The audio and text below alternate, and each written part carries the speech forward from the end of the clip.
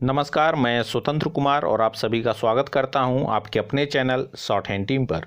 तो दोस्तों, आज के इस वीडियो में दैनिक जागरण के संपादकीय से 435 शब्दों के डिक्टेशन को हम लोग लेने वाले हैं। इसे हम लोग दो अलग अलग स्पीड में लेंगे। पहली बार में 70 की स्पीड में, दूसरी और आखिरी बार में इसी डिक्टेशन को हम लोग 80 की स्पीड में लेने वाले हैं। अगर आपको इस डिक्टेशन के PDF की ज़रूरत है तो आप हमारे टेलीग्राम ग्रुप को ज़रूर ज्वाइन कर लें। 70 की स्पीड में आपका डिक्टेशन स्टार्ट होगा 5 सेकंड के बाद। तब तक के लिए आप रेडी रहें।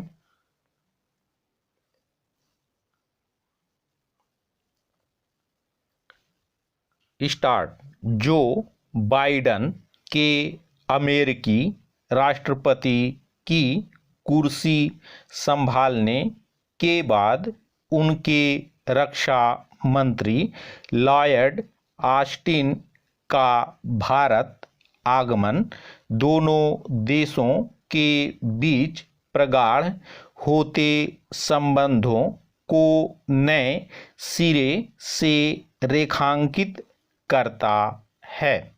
इसके पहले दोनों देशों के संबंधों को तब मजबूती मिली थी जब अभी हाल में अमेरिकी राष्ट्रपति की पहल पर क्वाड देशों के शासनाध्यक्षों की पहली बैठक हुई थी।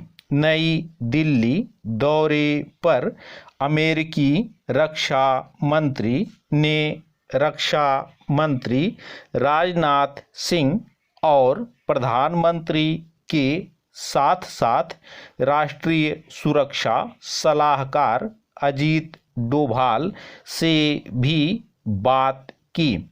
इस बातचीत को उन्होंने बहुत व्यापक और लाभकारी बताया।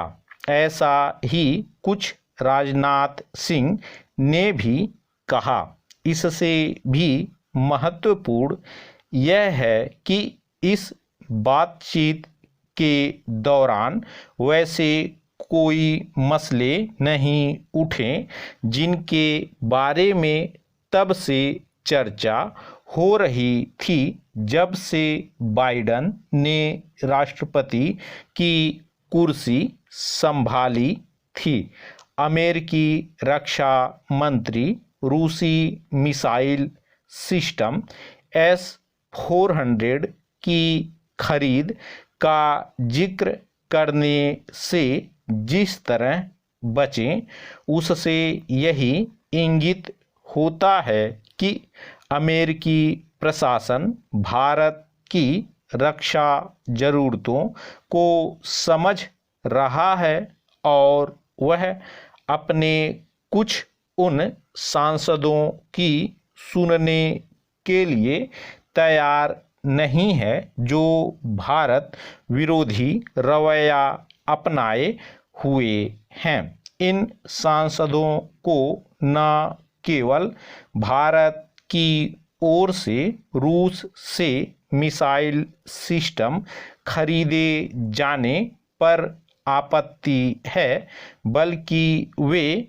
यह भी चाहते हैं कि बाइडन प्रशासन कश्मीर पर कुछ अलग रवैया अपनाए और भारत में नागरिक अधिकारों की भी जांच परख करे।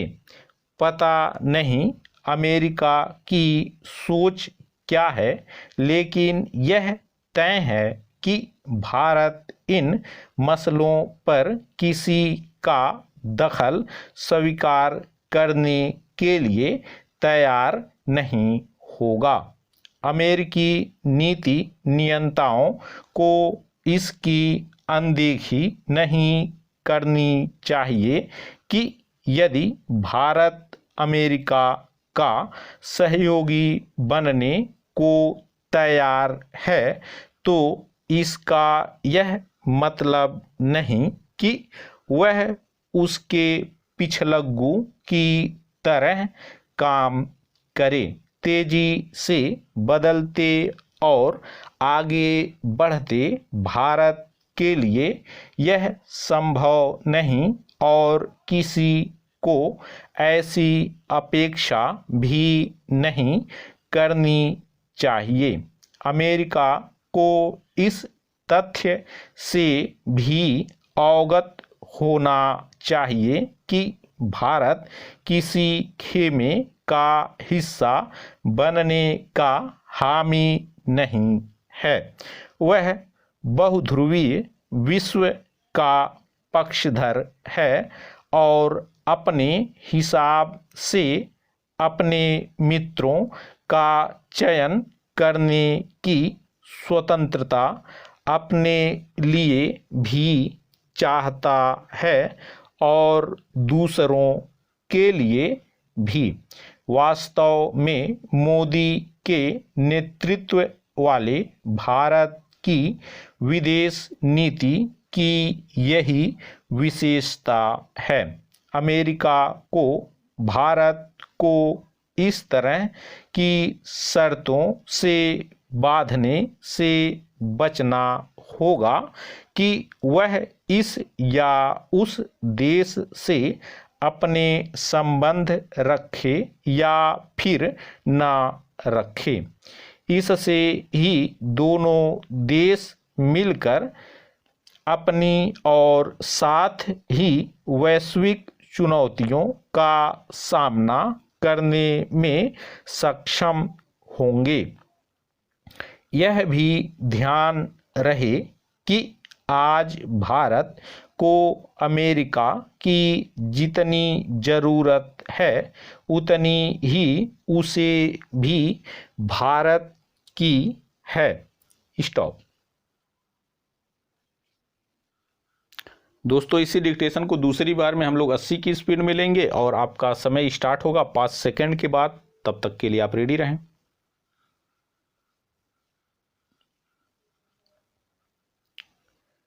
स्टार्ट। जो बाइडन के अमेरिकी राष्ट्रपति की कुर्सी संभालने के बाद उनके रक्षा मंत्री लॉयड ऑस्टिन का भारत आगमन दोनों देशों के बीच प्रगाढ़ होते संबंधों को नए सिरे से रेखांकित करता है।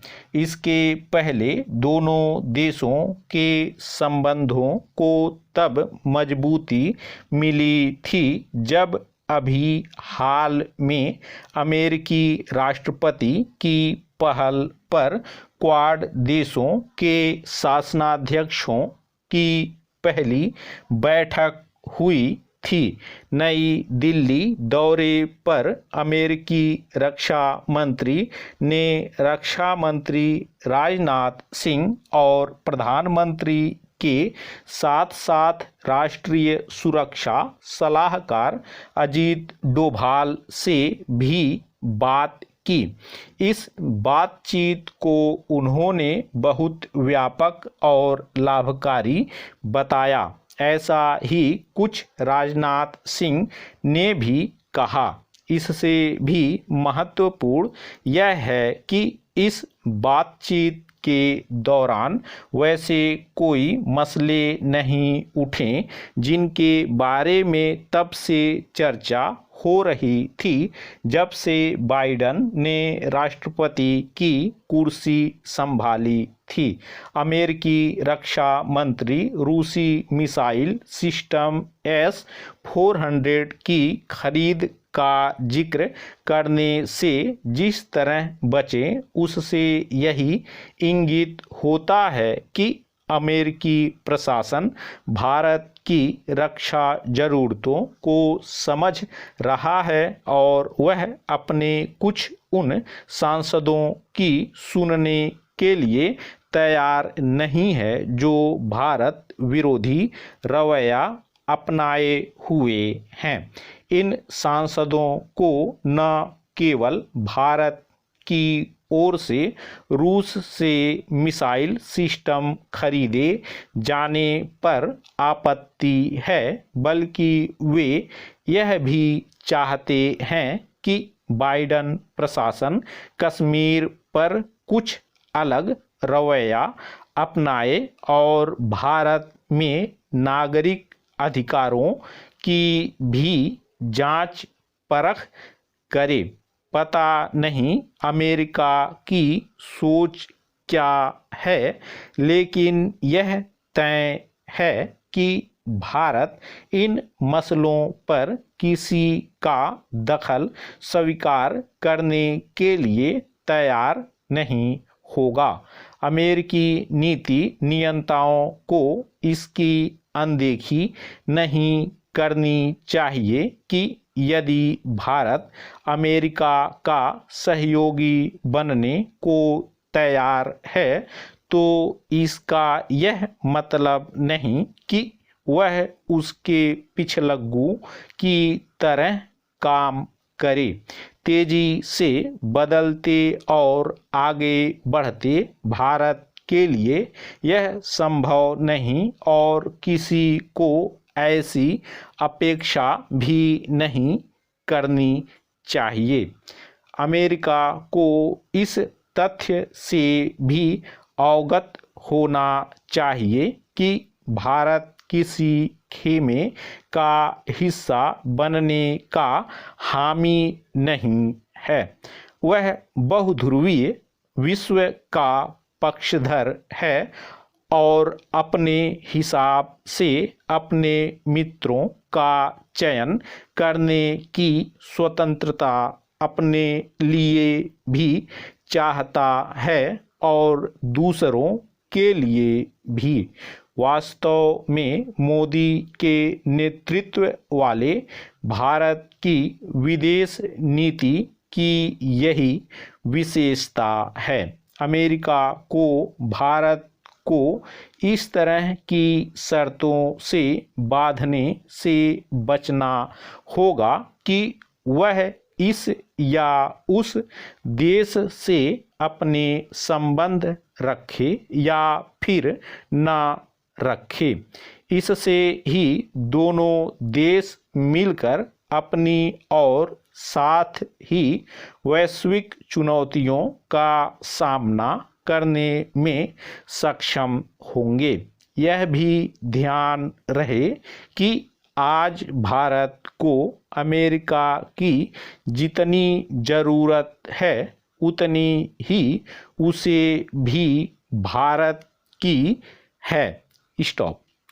तो दोस्तों इस तरह से आज का वीडियो हम लोगों का कंप्लीट हुआ। मेरा प्रयास अगर आपको अच्छा लगा तो कृपया इस वीडियो को लाइक शेयर जरूर कर दिया करें। चैनल पर नए हैं तो चैनल को सब्सक्राइब करके जस्ट बगल में आपको बेल आइकन मिलेगा, उसे भी प्रेस कर दें ताकि मेरे लेटेस्ट वीडियोज आपको समय समय पर मिलते रहें और आप घर बैठे संकेत लिपि को सीख सकें। धन्यवाद।